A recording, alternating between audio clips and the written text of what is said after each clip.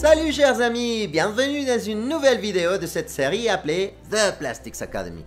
À cette occasion, je vais vous montrer qu'est-ce qui se passe lorsque on expose les plastiques aux sources de chaleur. Les conséquences seront deux principalement. D'une part, nous avons des matériaux qui pourront être fondus plusieurs fois, connus comme le thermoplastique.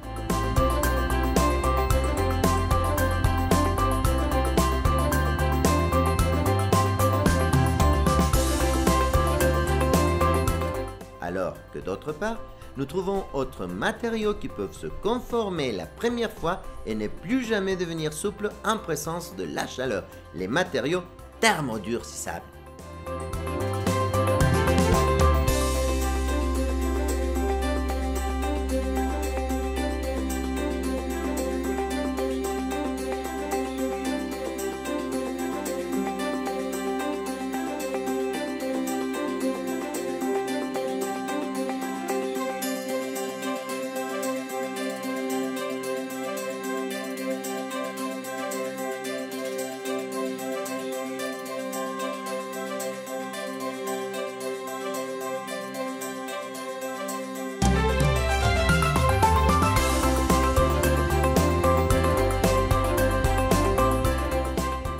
Pouvez-vous imaginer les conséquences dans l'environnement si on décide de fabriquer les objets en utilisant que les thermodurcissables et pas les thermoplastiques?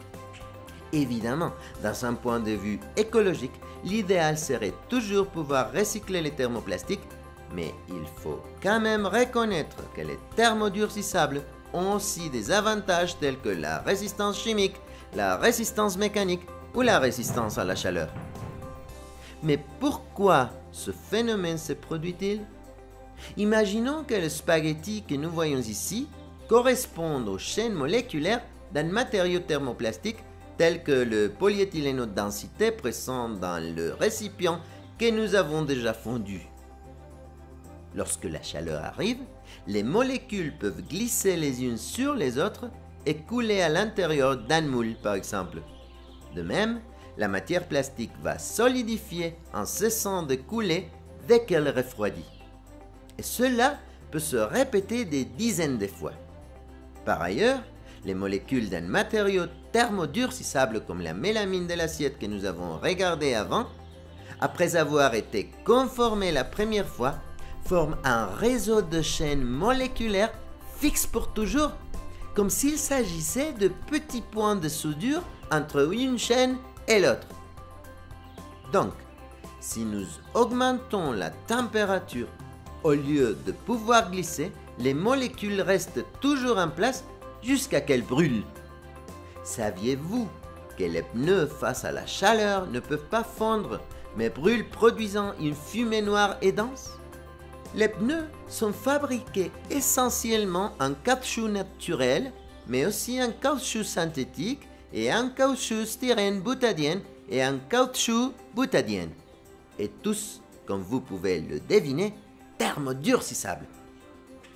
L'acrylonitrile butadiène styrène présent dans les boutons d'un tableau de bord automobile, l'éthylène acétate de vinyle présent dans certains tapis, le polypropylène des billets ou le polycarbonate sur la partie transparente des lunettes sont des matériaux thermoplastiques qui peuvent être refondus et donc recyclés.